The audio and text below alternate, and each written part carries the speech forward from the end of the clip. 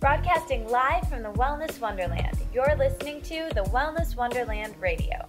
I'm Katie, and each week I chat with the most inspirational people on the planet on how to stay inspired in all areas of life. As you listen, feel free to tweet at me at Katie Dalebout or use the hashtag Wellness Wonderland. I'd love to hear your aha moments.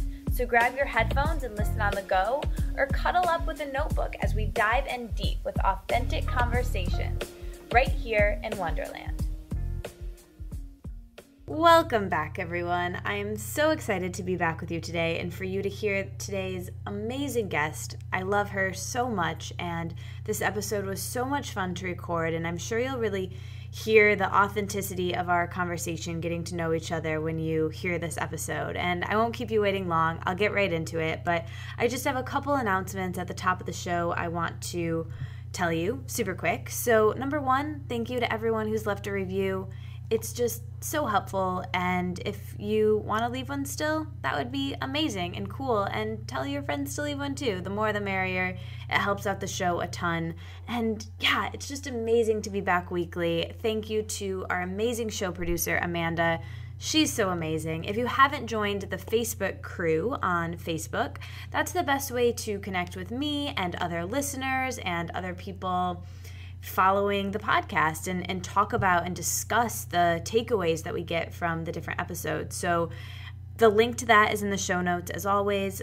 So yeah, check out the show notes. It's the best way to get information on everything. So really quick, before we get into today's episode, I have two big announcements that have to do with last week's episode and the week prior to that episode. So really quick, last week, if you recall, or if you listened, and if you haven't, you can go back and listen to this one, Gabrielle Bernstein was on the show. Author, speaker, coach, my mentor, my friend. I love her. You probably love her. Anyways, she's awesome, and she has this program, Spirit Junkie Masterclass, which I am a graduate of, and I've participated in the digital version as well. And it's really funny because I didn't even plan this, but the theme of authentically sharing what you're into and finding purpose in your passion and making your passion your profession and getting paid for doing what you love is a theme that actually comes up in today's podcast that you're about to hear with Jess Murnane, which is really cool, and I didn't even plan that. But anyways, that's just an awesome program that really changed my life when I did it for the first time last year, and I shared about it in last week's episode. But if you are into it, if you liked her free videos, if you liked that podcast episode, just a quick reminder that if you do want to sign up, you have to sign up by Friday the 9th, which is, if you're listening to this the day it comes out, Wednesday, that is this coming Friday the 9th. So be sure to sign up by then and use the link in the show notes because that helps support the show. And if you do, you get a free bonus with me, which I will talk to you one-on-one to all the people who sign up through me. I really am going to do that. So if you do sign up through me for Spirit Junkie Masterclass, you will get a session with me talking about podcasting or coaching or anything that you want to talk through. You can pick my brain. So that cart closes on Friday the 9th. Okay, one more announcement. So if you will recall 2 episodes back, not the last one, but the one prior, I had Isabel Foxen-Duke on, my other friend, my other mentor, who has really helped me in the aspect of food and emotional eating and physical and mental wellness around food and my body image. She completely changed my life. That program, oh man, you guys, it really had a profound impact on me, and a bunch of you signed up for it, which is awesome. So thank you, because I just thank yourself because it's really going to help you a lot. But anyways, I'm bringing that up because the cart for that also happens to close on Friday the 9th. So if you, like me, have struggled with dieting and emotional eating and body image and hating your body and wanting to change your body and constantly trying to change your body and maybe being successful but not really mentally being so healthy, that was the case for me. I really highly suggest checking out this program. Like I've said a million times, and it's like I'm beating a dead horse here, but it really did help me and change me. So that's why I'm so passionate about sharing it. And again, if you want to sign up for that, cart closes on the 9th. So yeah, check it out. Again, I'm an affiliate for that, and use the link in the show notes, and I will be happy to discuss the program with you or help you out with that in any way that you would like. So if you have any questions about either of those, let me know. But without further ado, today's episode with Jess Murnane, I know you're going to love it. This is one of my favorites. It's really authentic, really real, and she's an awesome, awesome person. So enjoy today's episode, and I will talk to you guys soon.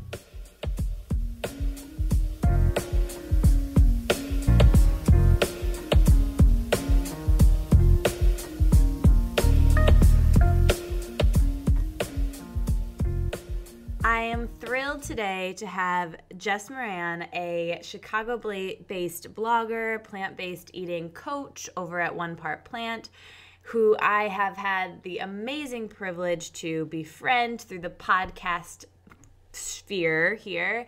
And we have been trying to make this happen for about a year, and we finally are on the phone together. And so I am so excited. She's a healthy living advocate, and honestly, one of the most real, chill, down-to-earth podcast hosts I've ever met. She has such a chill voice and just a really nice vibe about her. So I'm so excited to share her with you guys today and share another podcast that you guys can listen to, because she's really awesome. Her story's inspiring, and her attitude about everything is really uplifting, and I'm so excited to get to know her more. But since she launched her business in 2013, she's spoken at Apple, she's cooked on live TV, she's worked with some of the top chefs, she's filmed a new documentary, she's been in this new documentary, and today she's here in Wonderland stopping by to talk to just us. So thank you so much for coming, Jess. I feel a lot of pressure to have a very chill voice. But thank you for that intro. No, talk normally. It's your demeanor. I love it. People have said that about me too. I think that my voice is on the podcast chill, and I was like, I don't know if it's the mic, or it's just that I like doing this, so I feel chill when I'm interviewing. But hopefully people are in for a treat with like two podcast hosts speaking today in our chill voice. Yeah, they're all going to be asleep. No, it's great. So yeah, let's zoom the lens back. And, I think sometimes podcasts, and you probably have realized this, I listen to lots of podcasts, and I record lots of podcasts. So I feel like I'm constantly talking about people's stories, which are so beautiful and amazing. And I always say that Steve Jobs quote in like every podcast, like, you can't connect the dots moving forward, you can only do so going back. And so it's really fascinating to hear people's stories. But sometimes, I think they can like take up the entire podcast, which is great. But for you and people who are interviewed a lot, I really want to talk about like the things from your story that are kind of the things that you wouldn't expect to bring you to where you are today, that you really picked up on. And you have such a great story. So I'd love to kind of hear how you got into this, and used to be a stationery designer, and just kind of like the progression of how you got to where you are. Yeah, that's funny that you say that, because usually my friends are always telling me, tell your story more, because I'll go to a party and they'll say, what do you do? I'm like, I have a website and a podcast. And they're like, tell more. Yeah. So I definitely kind of keep it brief sometimes. So pull out whatever you want from me. Okay, perfect. That's my favorite way to do it. But yeah, so I started out, I studied graphic design. So I had a stationery store, which a lot of people don't know about. I didn't know that. Oh my gosh, over 10 years ago. And then my partner and I had a business partner, and we ended up breaking up. And if you've ever had a partner break up, sometimes it is kind of tricky and doesn't go that well. I have. So you have? Yeah, sort of. But yeah, it can, everything's, it's all complicated when it's just like a breakup of a relationship. It's Yeah. And then money is involved. Yeah. And then it's like a divorce. It's like, it makes it even more complicated, because then you also have creativity involved, and then people just get real weird. But so we broke up, and when that happened, because of the breakup, I really couldn't/didn't want to do anything stationery related because I just felt so mad about everything. And I don't know, my heart also hurt a lot too. And so I decided then I was at this party and someone asked me if I wanted to do PR and marketing for this entertainment company. And I was like, sure, I've never done that before, but why not? So I did that for a year. And when I was doing it, it was just like, this is not my thing at all. Like it was cool because I got to meet a lot of nice people and like had really, really neat experiences. I was like, this isn't it. And then I was at another party about a year later, and I got approached by this guy that was working for this guy that is in a popular band who had a clothing line, and he asked if I wanted to do the creative direction for the clothing line. Again, never did that before, but I was like, why not? Yeah. So I did that, and then we ended up opening up a bar together. And during that whole thing, I was like, I don't want to be doing any of this stuff. So I went back to stationery because I thought that was my comfort zone. And I did stationery again, and I'm like, I hate doing this too. So it's when I got really, really sick that I changed my diet. And after I changed my diet, all I wanted to talk about was how food saved my life and changed my life. So then I thought, what if I could have a career in food, which was super weird because I was a designer and that didn't seem like something that was possible. But I tried it and it's kind of working. Yeah, it's working real well. That's amazing. Yeah. So when you were so passionate about healthy living and food and the way that you really used it to heal you, did you know at that point that you talk me through the trajectory of when you thought, hey, maybe I'll make this into a business? Well, I don't even think that at first I thought maybe I'll make this into a business. Right. At first I just thought I have to get this information out there somehow. And so I don't know. I remember this moment, and I don't think I've told this. I hate repeating stories over and over again. Yeah. So like someone hears me on another thing, but I don't think I've told this story yet. That's why I said, because I know that like for me and a lot of people that I interview, they have to tell their story so many times. So that's why I said that, feel free to tell it, in a new way. So I love this. Yeah. This is the Yeah. best. So I was on the couch. My husband was out of town, and I just remember just thinking, what is my thing? What is my thing? What is my thing? And I was Googling Peace Corps things. Like your purpose, like your passion? Yeah, or just I guess, and maybe this is good or bad, and maybe, I don't know. I've always felt like I wanted my job to also be my passion. Yeah. And I think that gets a little tricky sometimes. Mm-hmm. But because when I did paper goods, that was my passion and it was also my job. So I think I was looking for another job / passion. Like you'd had a taste of that, so then you were kind of yeah. So I don't know. I even had the Peace Corps application pulled up on my computer, and then I started filling it out, and I was like, what am I doing? I can't just leave my husband, and we were wanting to start a family soon. And I'm like, I can't just leave. So then I was looking at other volunteer opportunities, but I don't know if you know, but volunteering is kind of expensive if you want to do it in another country. It's like you're paying to volunteer. Right. I don't know. I don't know if you've looked into that. And your time, you have to travel. Yeah. So I was like, I can't do any of the things, but all I wanted to do, my whole life, I've known that all I wanted to do was to help people. But I was always too sensitive to, this is going to sound, I don't know if this sounds horrible, but I was always too sensitive to say work at a homeless shelter because I take it home with me, right. And I would want to save everyone there, or let's say work with disabled children. I don't think that I could go home and be able to function and not feel I don't know. I'm very sensitive that way. So I Yeah. was just trying to think like, how can I help people in a way that I'm not going to be too Keeps sensitive? yourself safe. Yeah. You seem Yeah. like you're pretty empathic, like Yeah. very Yeah. empathetic to people. So I thought, what if I could do it with food? So, because it changed my life. And so I started doing a little research and I found, I mean, I'm obsessed with T. Colin Campbell. I don't know if people have seen Forks Over Knives, but he's the main dude in that movie.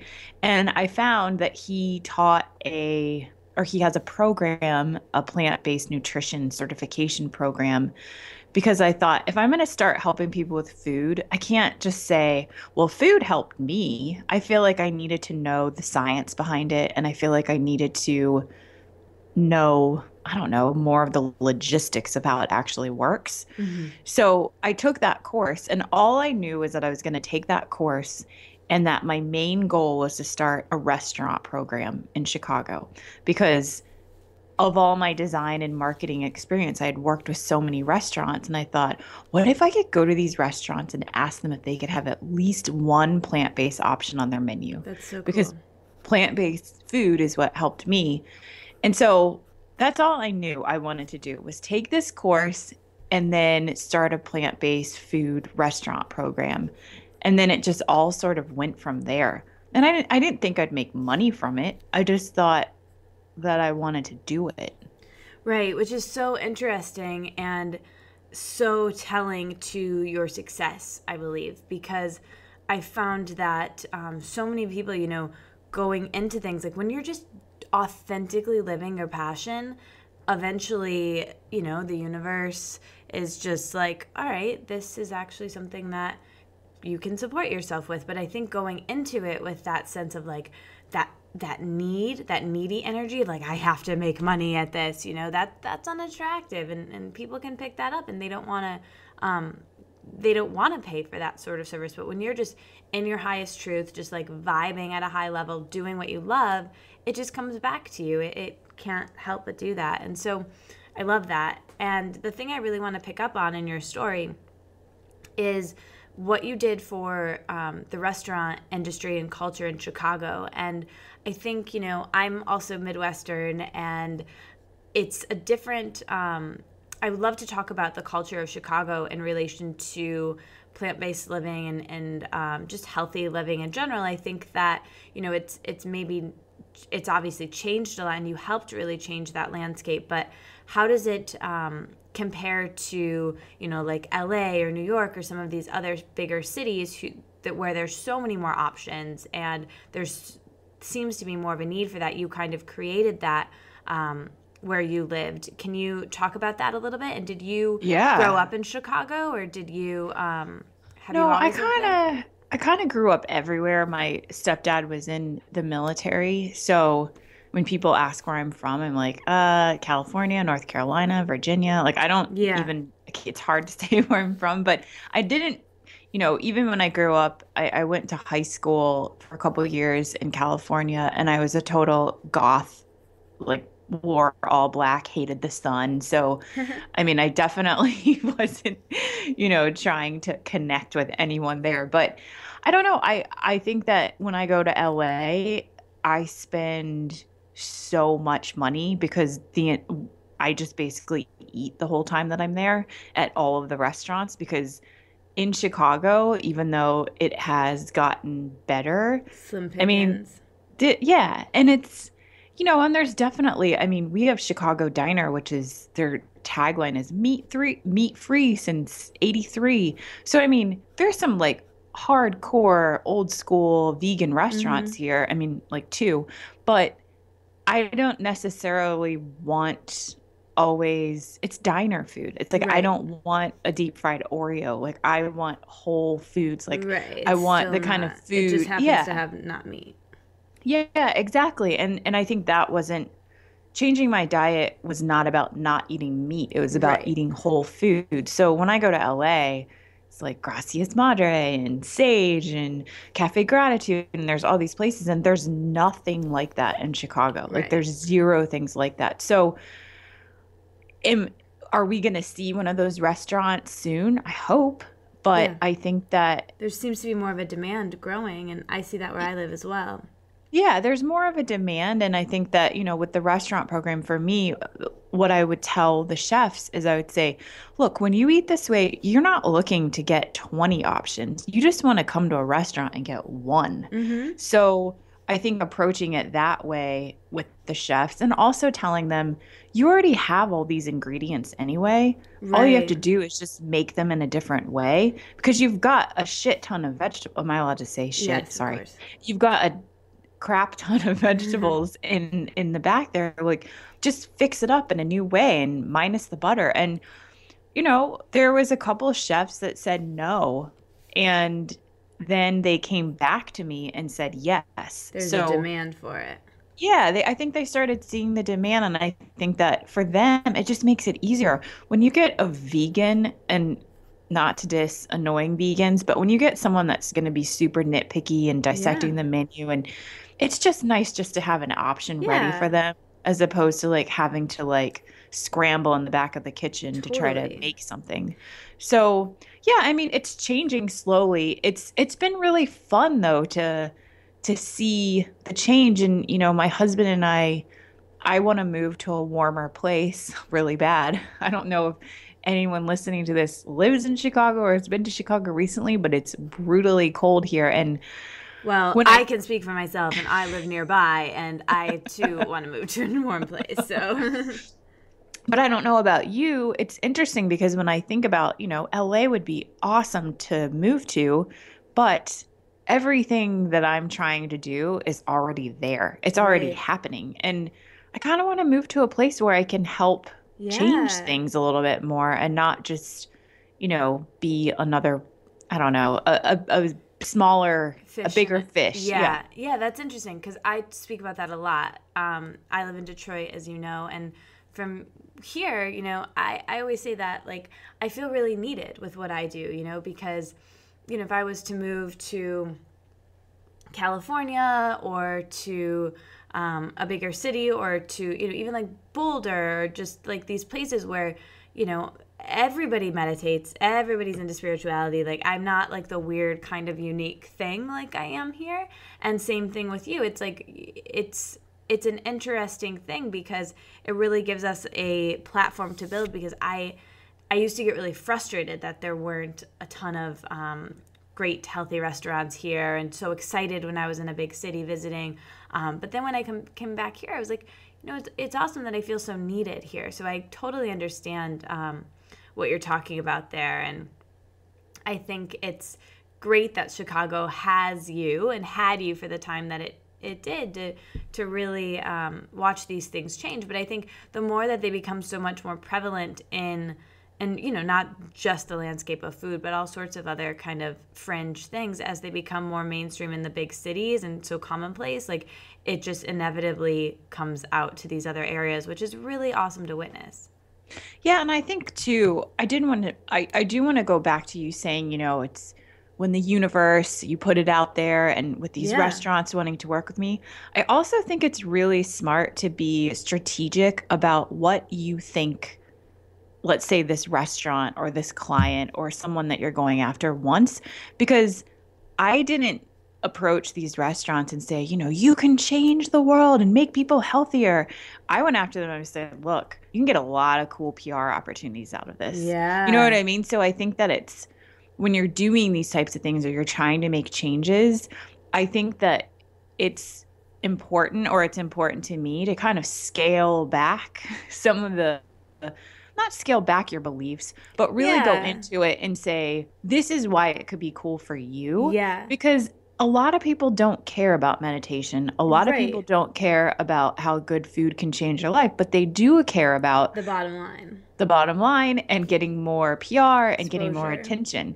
So I think that half and half. I think half of the chefs I approached were like, oh my gosh, my sister, my daughter, my Mm-hmm. brother has a similar situation. I would love to help. And other people are like, yeah, let's get on the news. We can get some more press for this. Yeah. So And either way, it's a win for the movement. exactly. Yeah. So I think in the whole wellness world, and I think that's why I have been able to be successful is I haven't gone at it with a super woo-woo holistic approach. I kind of just go at it with like, all right, here's the deal. Which I love, you know, and I think there's not enough of that. And it doesn't really matter like what your approach is, because the intention is good, and that's why I think it works. And that's just a smart choice to be able to do more, which is awesome. Yeah. And then I just kind of keep that other stuff to myself. Yeah. No, that's amazing. So so take us up kind of to the present, and you've recently become a mother, and so I would love to talk about how motherhood has changed you and what kind of things that's done for you, but also, you know, being an entrepreneur and a mother, you kind of have two babies. So could you talk about that a little bit, and the way that your life kind of has changed in these last few months? Yeah, I mean, it definitely changed because my son is adopted, and we got called about him on a Monday and we picked him up on Wednesday. So a lot of that Drop of a planning, hat. Yeah. yeah, a lot of the planning that you have to do when you give birth, or, you know, I didn't really have. So all of a sudden, I still had all these meetings and I still have all these projects, and I didn't have any childcare or anyone to help me. So it definitely was at first a little transition of figuring out exactly how it was going to work. And I don't know. It's funny because a lot of people ask me how my life has changed, or women just like to say, well, your life is going to change. Like, people like to tell you what's going to happen. I don't know. It's definitely, I don't have as many hours I would feel in the day, but I don't really feel like my life has changed that much. That's great to hear. I like that.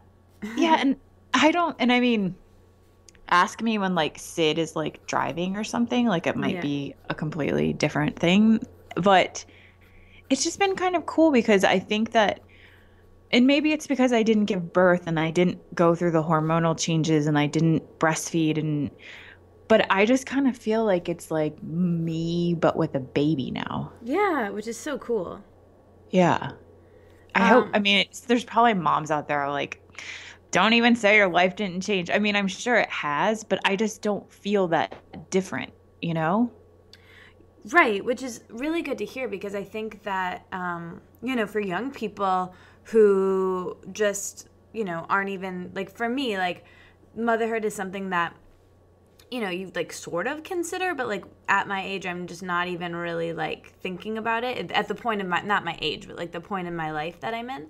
And, but I think a big fear that people have before they even like start considering it is like, oh, my life's going to change a ton and I'm not going to be the same person that I am. And like, it seems really fun and cool, but like, I don't know. And so I think it's good to hear another side of it, because you're right. Like, there's so many people saying like everything changes, blah, blah, blah, blah, blah, blah. So it's good I love that. Like, you're yourself with a baby, and that's inspiring, I think. So it's good to hear another side of it. Also want to tell you, Katie, that 2 weeks before we actually found out about him, I had a breakdown in my friend's car in front of my house about how I wasn't sure about wanting to be a mom because my life was going to change. So it's like, so it's there you go. Like, it's I just had that out there. Deep fear of it. Just, I don't want to say destroying my life. That's an awful thing to say. Right. But I loved my life pre-baby. Like, I loved it. And I think there's a lot of people that might be, maybe they're not super happy with what they're doing, and a baby kind of like comes and it kind of makes it more fun or more interesting. And I had so much fear that, what if the life that I love is going to dramatically change and it's not going to be a life I love anymore? And so I think I just am so excited that I still love my life. Yeah, no, that's great to hear. Like, thank you for sharing that vulnerable moment, because yeah, I mean, I think that like every mother to be, whatever form that comes in, probably has a moment like that, whether they admit it or not, or it's that other scenario that you just described where they're like, this will fix everything, which I don't really think sounds very healthy anyway. So, right. So, you know, it's good to hear that, like, everybody has doubts and resistance, but, and honestly, like, okay, let me get real. I really want to adopt a dog. And I have the same kind of fears with that. Like, is it the right time? Like, I'm starting a business and the money, and you could have a vet thing happen, and like, it's going to be cold to take him out. All these like doubts and resistance. So it's like, it's like what they say about having a baby. It can apply to anything, whether it's like changing careers or whatever. It's like, it's never a good time. At a certain point, you just have to leap and trust it's going to be okay. And it sounds like you really did that. And it was okay. It all worked out beautifully. And I will say, you can always give dogs back. Right. You cannot give babies back. I have 2 friends that adopted a dog, and it was a dog that came from a very bad place, and it just proved to be too much for them to handle, and they had to give the dog back, and it was like heartbreaking for them. But I also think, it's what you can handle. And if right now you're kind of not vibing on being able to handle it, do not do it. Yeah. Yeah, totally. Didn't you have someone on your show? Was that friend on your show that talked about, because I thought I remembered listening to a podcast about pet adoption. Maybe it was a different podcast. Oh, actually, I did have a different friend? Jenna, well, it was a different friend that gave the dog back.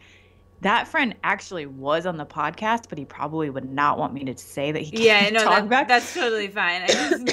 But I did do a podcast about pet adoption. Yeah, I'll link to that. With Jenna from Shy City Fashion, and she kept both dogs. Yeah, I remember that, so I knew it must not have been her, but I thought maybe she like got a third or something.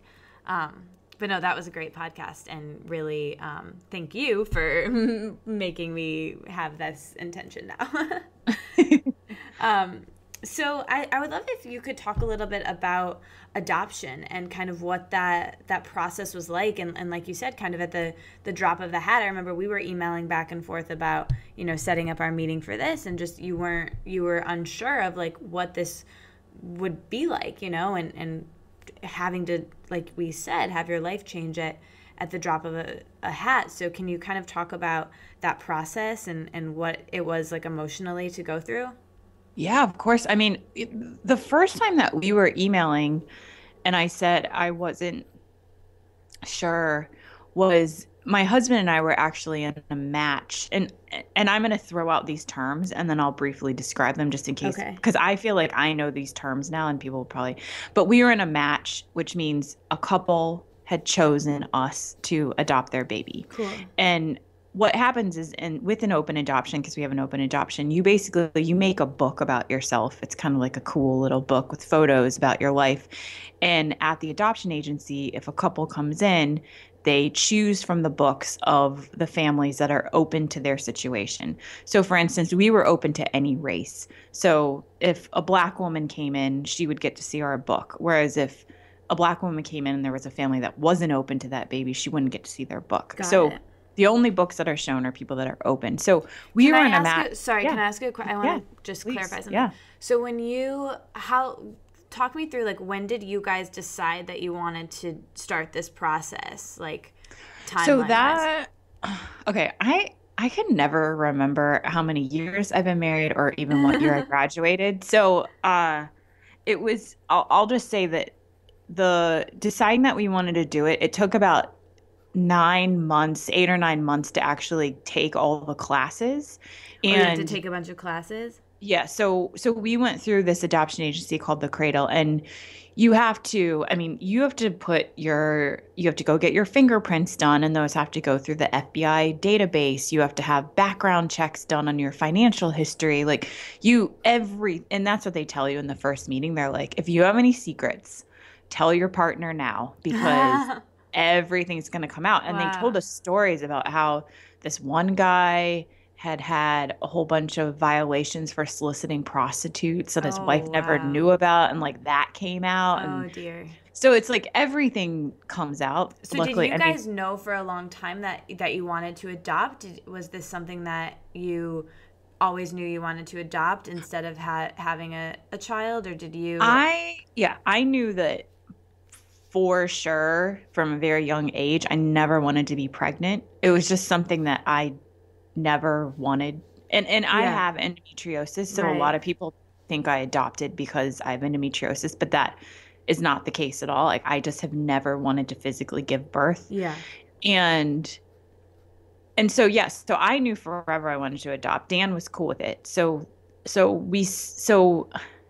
I have told not this full story, but I was still on the fence again because I love my life, blah, blah, Yeah. blah. But Dan was like ready. So he took me out to dinner. He had made this baby presentation that he works in advertising. So it was a really cool, funny presentation. Oh my gosh, And that's so cute. the He's like Don presentation, Draper. yeah, exactly, except without the cheating and drinking. Yeah. But yeah, so he made this presentation, and the presentation was very factual about the process of adoption, the costs of adoption. Wow. I don't know if you know, but in Illinois, and this is similar in other states, you get a huge tax credit for adoption. So you see that big number that it costs, but then you actually get like it's a $13,000 tax credit that you get back.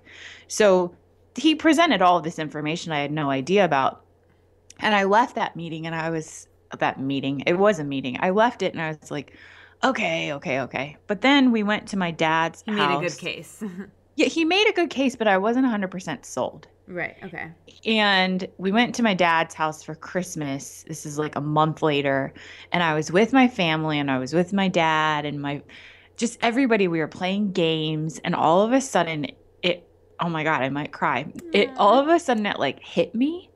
I was like, oh, Dan wants to have a family. Like, Aww. he doesn't like want to just like have a baby. Like he wants to have a family. Like this is what he wants. And so we got back from Christmas and we were sitting such a on beautiful story. we got I'm back tearing up. But so am I. We got back from Christmas and we were sitting on our bed and I was like, okay, I'm totally ready to do this. So we went to an adoption agency.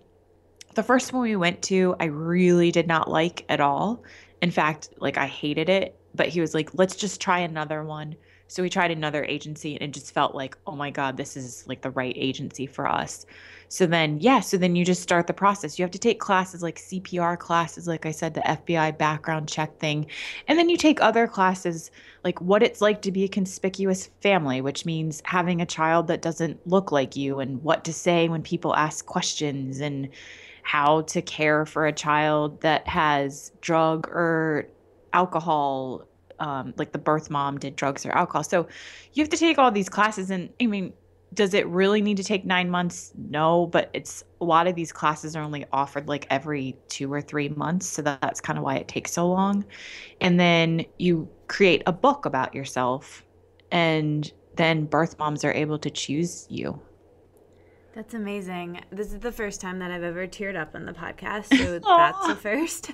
And that was just, I wasn't expecting to at all. Like, I was just really curious because I've really considered adoption for like my path in life, and so I was really curious, and I think that not a lot of people know about the process, so I thought it would be really cool to talk to you about.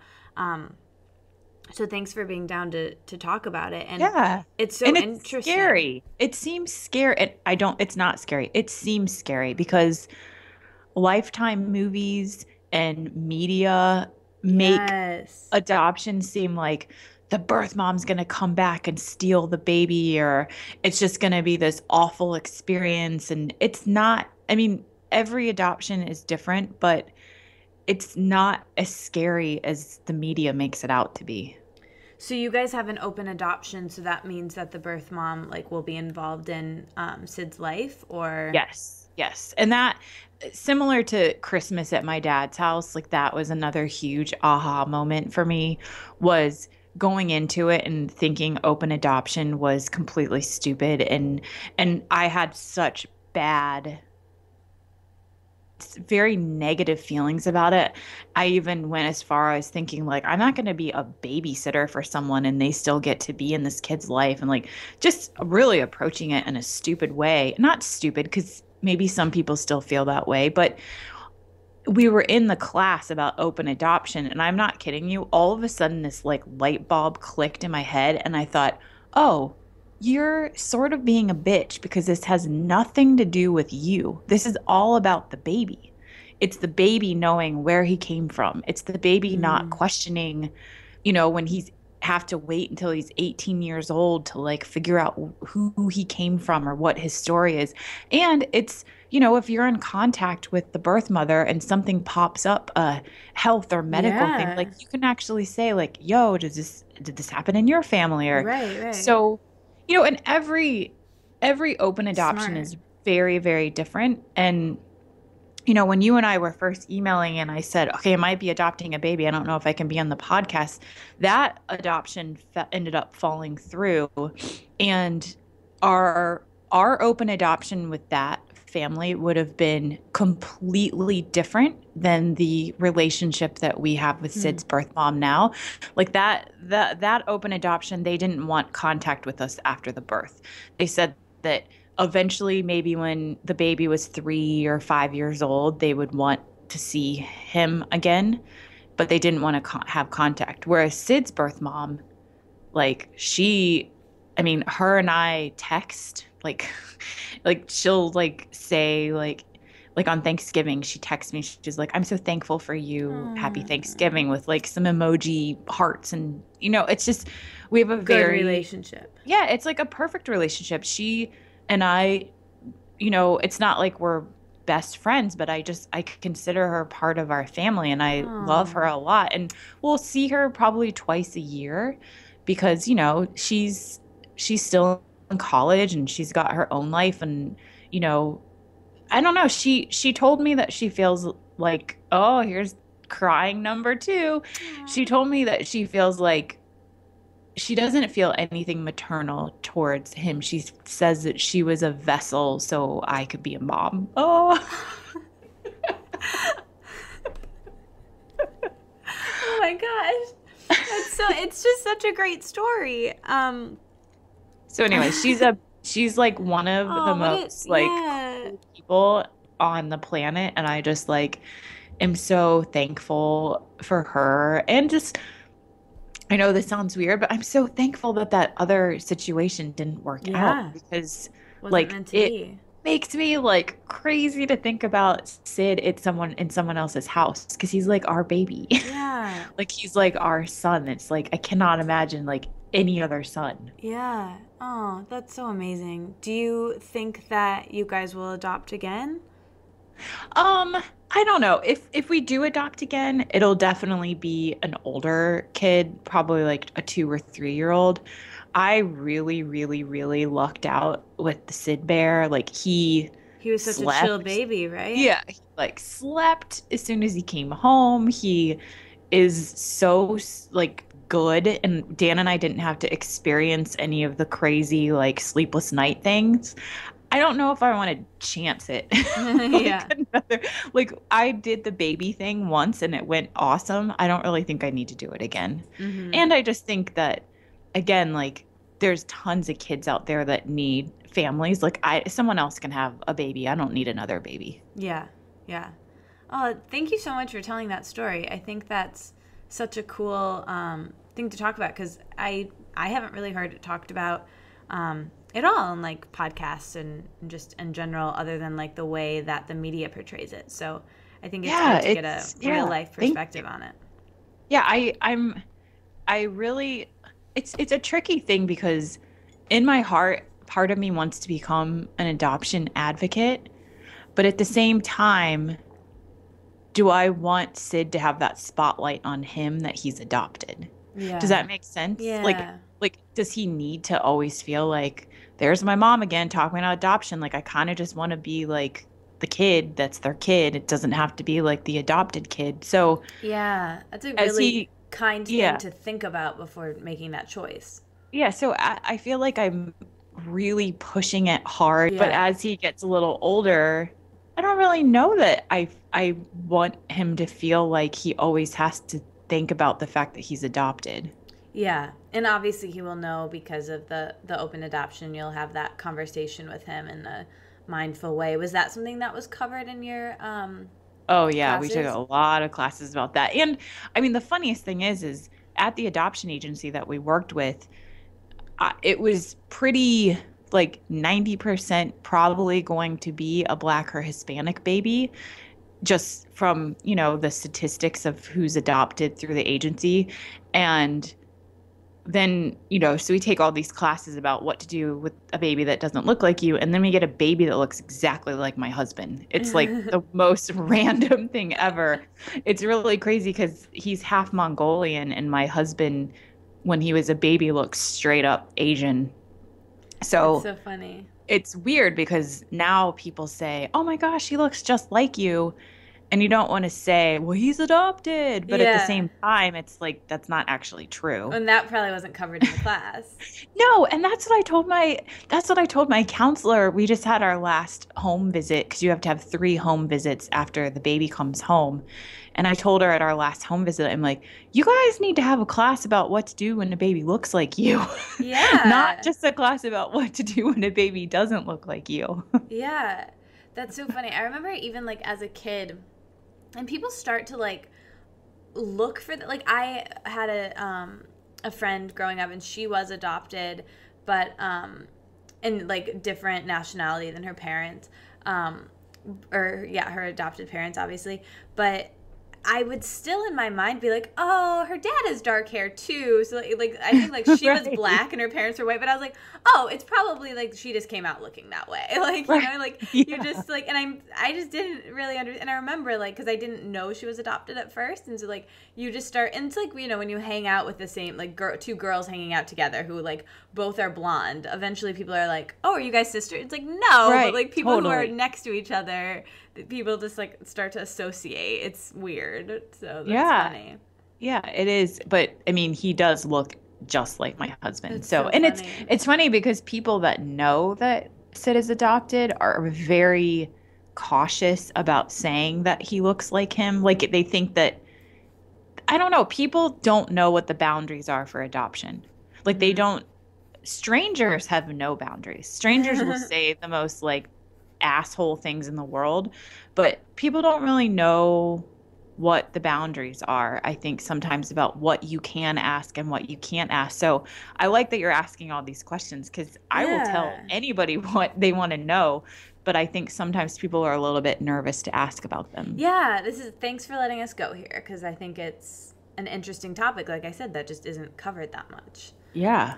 I love that. So with being an entrepreneur and being in charge of your schedule, what is being an entrepreneur and a mother kind of taught you about your life and how you design it, and what's your favorite part of your life as you're living it right now?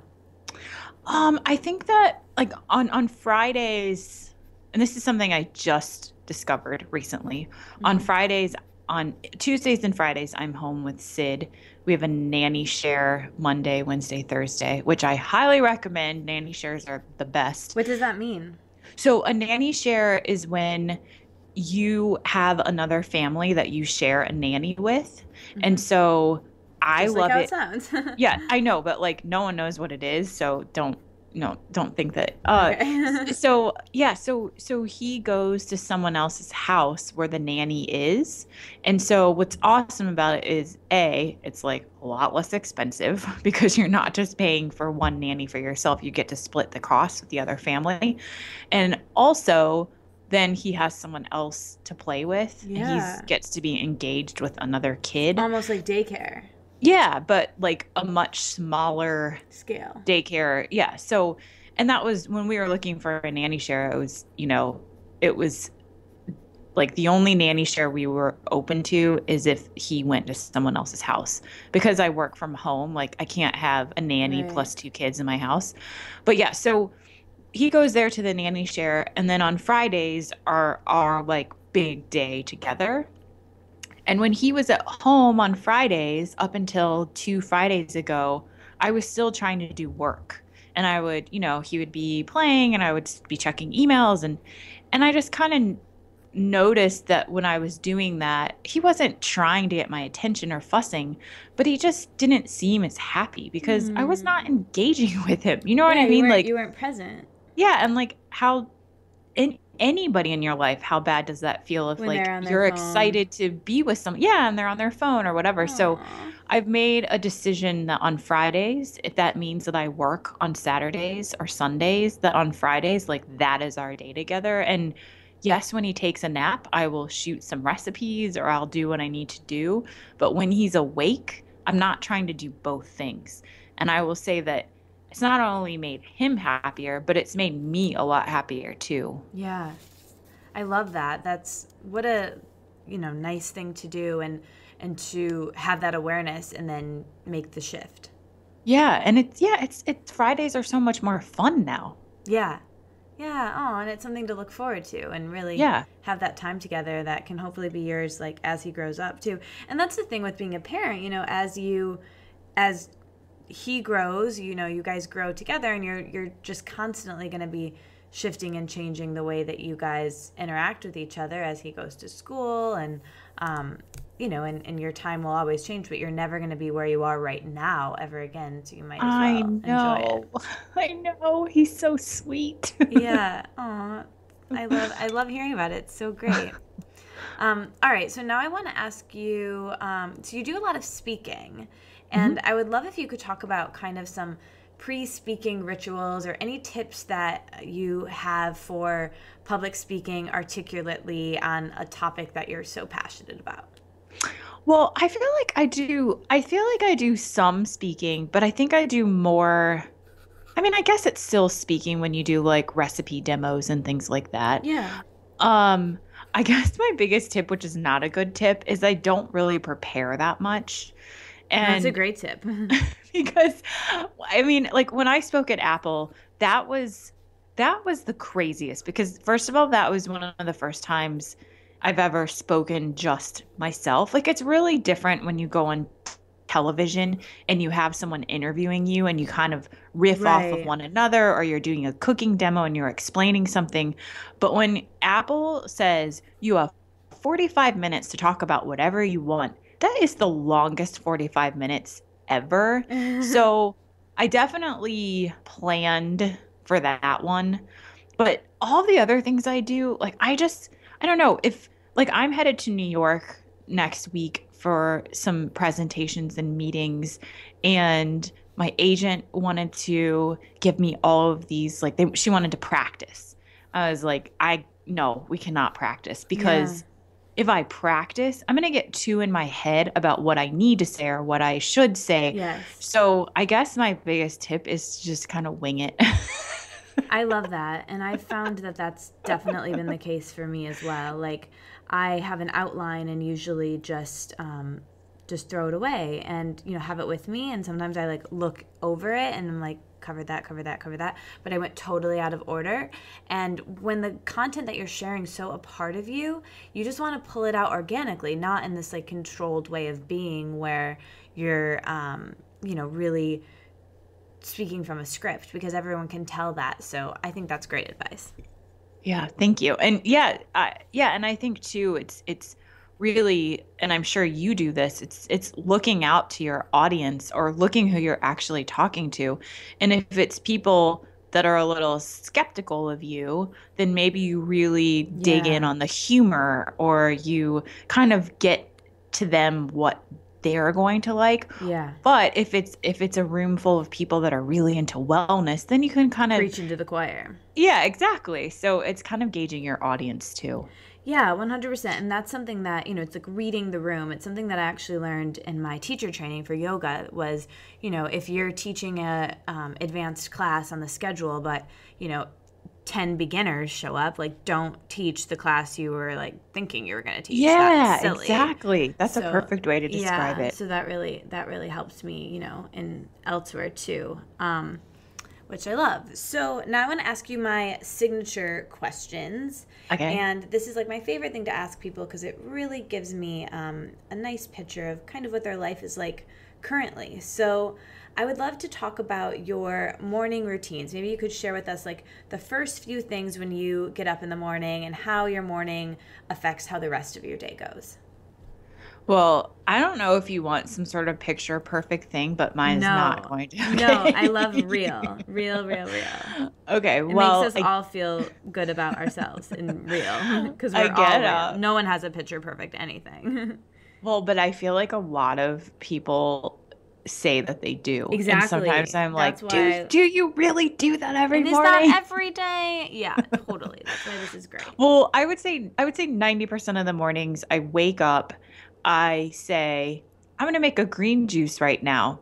And then I don't. I decide to check email instead. And then I do always drink a huge glass of water with a probiotic.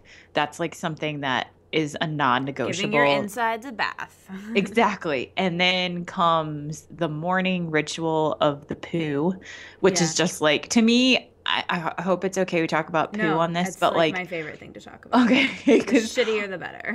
okay, because like a water with a good probiotic and just like once I've had that, like it just flushes out your system, and I'm like, oh, Yeah. I'm ready to go now. So, Yeah, it's the so yeah, best. so then I'll just I mean, I really, this might sound disgusting, but I don't usually take a shower until the middle of the day or sometimes at night because sometimes I just feel like the shower, I mean, if I have a meeting, yes, but if I'm working from home, I'm just the kind of person where sometimes I just want to like get into things. Yeah. And so yeah, so I'll wake up, drink my glass of water, probiotic, start checking emails. And then I would say around like 9 is when I actually have breakfast because I just don't really feel hungry till then. Yeah. Um, and then if I do have a meeting, I'll take a shower. I'm a nighttime shower myself, so I don't find that gross at all. Yeah, it just, I don't know. I think it just comes down to a managing time thing. And I, I don't, I think it's, I wouldn't say it's a flaw of mine. It's something that I would like to work on more is that I definitely put work before everything. And a lot of times it means work before working out or work before trying to meditate. When I say trying, I've not really mastered that quite yet. So it's something I'd like to work on better is when I wake up actually doing something for myself rather than doing something for someone else. Yeah, yeah, and that's important. You know, you can't give what you don't already have. So really giving to yourself in the morning is But that's um hard to do. totally, totally. It's so hard sometimes. So yeah, I'm trying to be better about that. No, that's awesome. And I think even just, you know, that morning time for you that's non-negotiable with like drinking your water and just like during that time like being like, all right, this is going to be a good day. I'm going to have my poop. I'm going to drink my water Yeah. and then getting into it, you know? So no, that's awesome. So what about in the evening? What are some things you do to shut down from work and relax and wind down? Maybe the last few things you do before bed. Well, again, probably not that wellness wonderland. I really like watching TV. I do too. I don't even have a TV, but I love watching YouTube, so I make up for it. No, I definitely, I always, I make Sid goes to bed at 7, like pretty much on the dot, or sometimes 6:30 every night. So, put him to bed, make a delicious dinner, and then watch some TV with my husband, and then go to bed and lay in bed and listen to podcasts. I love It's like that. it's like all I like look forward to the getting in bed and listening to podcast part.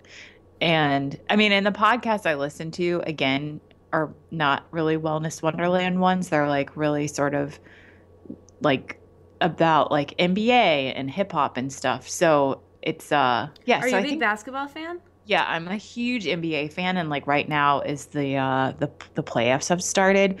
So there's a couple podcasts that I listen to about the playoffs. That is so cool. That is so cool. It's What like else do my you listen to? Tell me more, because I listen to wide variety of podcasts myself. I Not all. love Mike and Tom Eat Snacks, which is the first time you hear Mike and Tom Eat Snacks, you think this is the stupidest thing I've ever heard. Give it one more episode and then you'll like it. It's just two comedians that have this like, they have kind of like alter ego weird selves, and they just eat snacks and then rate the snacks. Oh my God, that sounds amazing. Yeah. But it's like, it's a very, very weird podcast, which I love. I also listen to How Did This Get Made, which is just 3 comedians talk about about some of the worst movies of all time and how it was possible that that movie actually got made. That's And hilarious. yeah. What a cool concept. And then I love The Right Reasons. I love everything on Grantland, which is primarily kind of a sports. It's started by Bill Simmons, who started 30 for 30. Yes. Yeah. Well, I've listened to, like, he's interviewed some people that I love. Like, I listened to him interview Lena Dunham recently. And Yeah. yeah, The whole Grantland channel is awesome. And really good. yeah, Yeah. so on Grantland, there's Right Reasons, which is a podcast about reality shows. So I listen to that. And then Jalen and Jacoby is the NBA one that I listen to. And I'm telling you, even if you're not really into the NBA, it's still a good podcast. Yeah, and doesn't he have one called, like, the No BS Report or something? Yeah, so the BS report, it just stands for Bill Simmons report, but that one is on too. And it used to just be about sports, but now he's interviewing celebrities. Yeah, which I like, actually. I think he's a fantastic interviewer, and I thought the conversations are really, really awesome. And do you know that 30 for 30 documentary series? No. Okay, so 30 for 30 is this awesome documentary series. All of them are pretty much on Netflix, and they're just some of the best documentaries ever made. And the series started, it was 30 documentaries by 30 different directors. Mm-hmm. And Bill Simmons started that series. Oh, cool. And he's also just a really cool guy because he didn't, I don't know if you know this, but he didn't find his career path until his 30s either. Like, cool. He was like bartending and just like kind of sports writing, and now he has this entire Empire. Media company and started 30 for 30. So he's a really interesting man.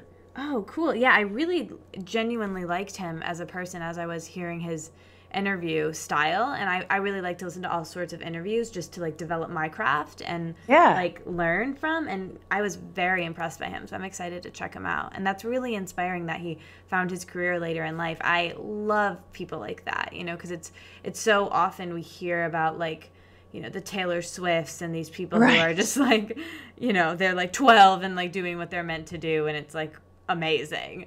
But, but it's really nice to hear different stories like that, and it's really inspiring to other people, which I love.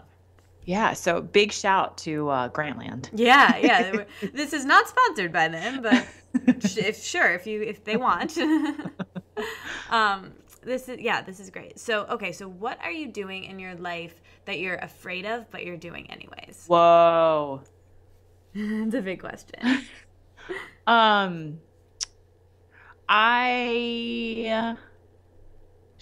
Okay, fine.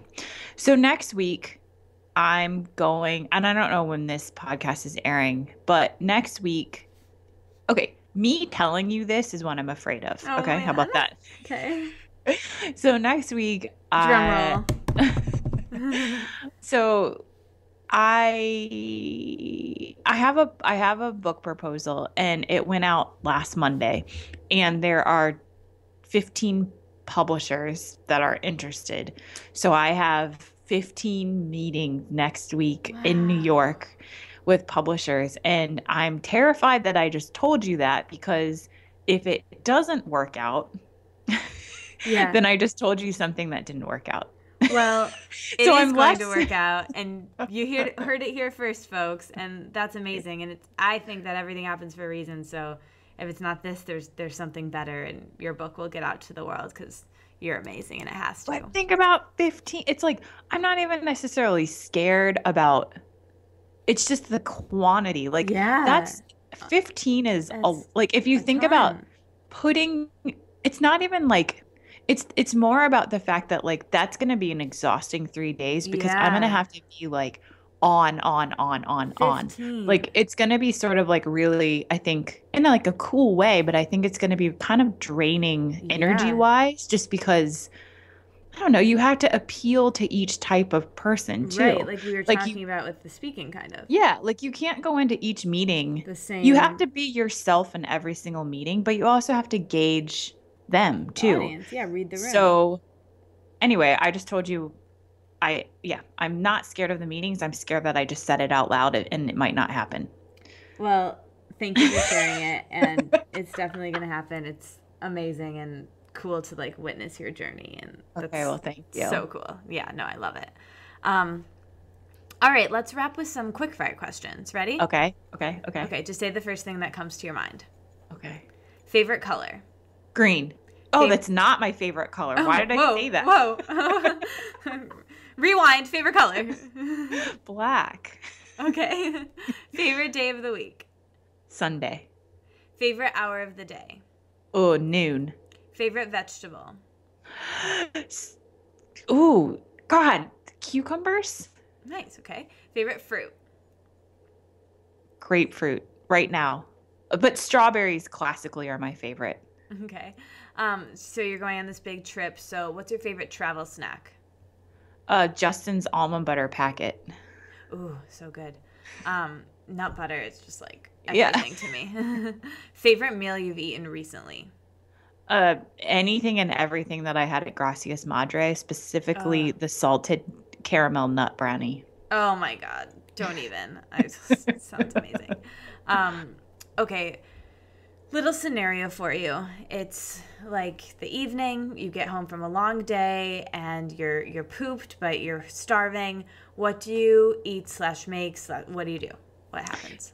Starving, if I have it, which I always have these ingredients, I'll make some form of pesto, which generally Justin, and this recipe is actually on my site. I make it all the time. It's just cashews, basil, some nutritional yeast, and some veggie broth. Just blend that in the blender, and then I'll pour it over something, whether it be like brown nice rice noodles or veggies or something. Yum. Because it takes 2 seconds to make. Yeah. Oh, that sounds amazing. Favorite way to relax? Talking to you on this podcast. Aww. No, it feels relaxing to me. It's our chill voices. Yeah. I love it. When do you hear your intuition and the most, and how do you remember to listen to it? I think I hear my intuition the most when shit gets past the time it needs to get past, if that makes sense. Like I'll go too long and start feeling bad, and then my intuition will kick in versus kicking in before it gets bad. Does that make sense? Yeah, it's kind of like a SOS tuition. Yeah. It's kind of like, okay, this is why you're feeling this way. Now scale back and start over again. Yeah. Like on the GPS, like a reroute. Exactly. Or Yeah. And sometimes I internalize things so much that it really has to get raised to the surface before my intuition sometimes checks in. Yeah, sometimes the pot has to get stirred before you can kind of, rustle your feathers and then figure it out. That's great. So you do so much in your life. You're a mother, you're an entrepreneur, you have a book in the works, you host a podcast, like the list could go on. So doing all this rad stuff, how do you stay organized and fully show up for each part of your life? You kind of talked about this earlier, but any practical tips on staying present and also getting so much done? I don't know. I think most days I don't think I get a lot done. I mean, I'm a freak like that. So I think that I have a million checklists that I write. I always write them on the back of envelopes for some reason because my mom does that too. Yeah, it's like just junk mail lying around, so I'll write them down. And I think too, I guess this is just a recent thing. Recently, I say to myself, it's okay if you take a break, because I don't like taking breaks.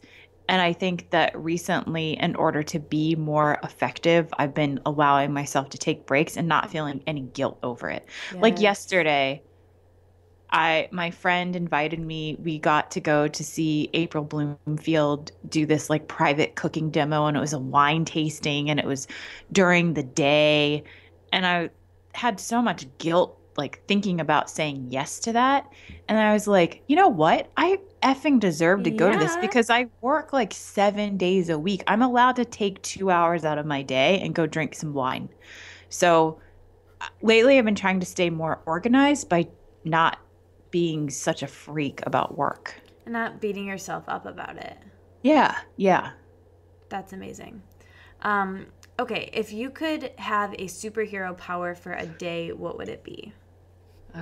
To superpower. Okay, it would be to be able to feed everybody that needs food. Is that a power? Yeah, that's a great one. Okay, I love like it that. just, yeah, I want everyone to be able to have food. That's beautiful. What is your favorite recipe you've ever created?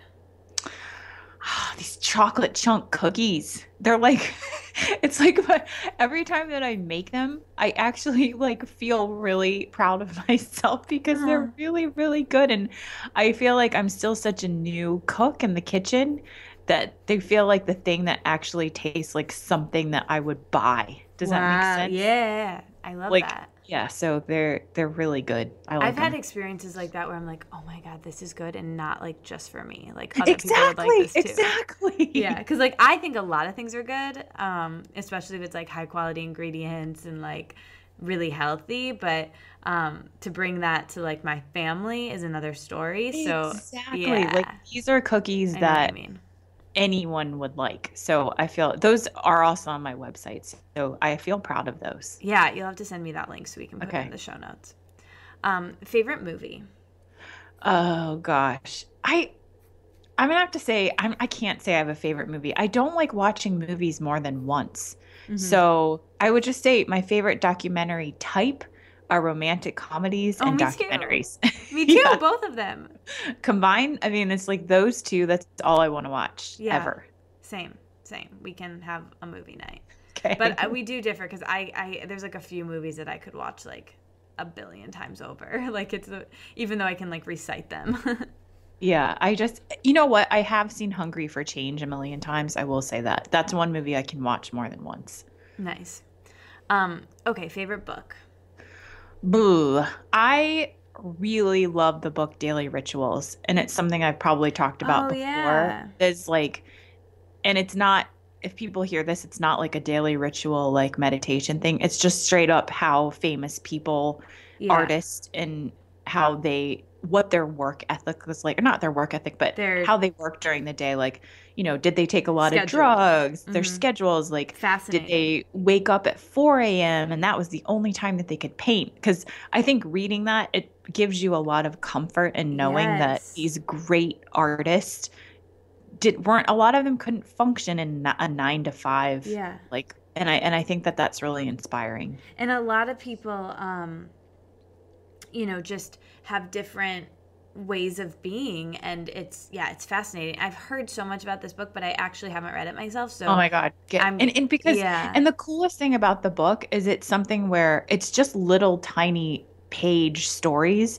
So you Right. can read one every morning as Yeah. like I your, love that. you know what? That was my morning ritual. When you asked that first question, that's what I did every single morning. I would read a page from Daily Rituals until I ran out of them. So I need to get a new book like that. Yeah, yeah, yeah. I do that too. My friend, she was just on the pod, but she wrote a book about feng shui, and it's 108 tools to, like feng shui, and I just read one a day, and like I do the one tool, and it's kind of like a little scavenger hunt. I really enjoy that. Oh, Yeah, and will you my send me that yeah, for or sure, put it in and the my show notes? yeah, and my Okay, mentor, cool.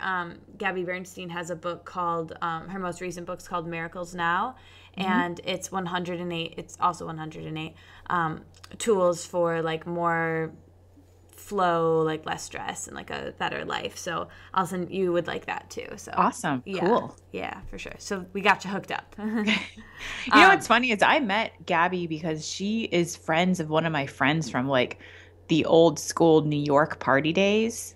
Oh my gosh, small And world. so I went out to dinner with her for a couple nights when she came to Chicago. And it was like so random because my friend is not in the wellness world at all. And she Yeah, was like, "Hey, do you want to come out to dinner with me and my friend Gabby?" And I was like, yeah, that would be kind of cool to dinner with Gabby." cool. That was amazing.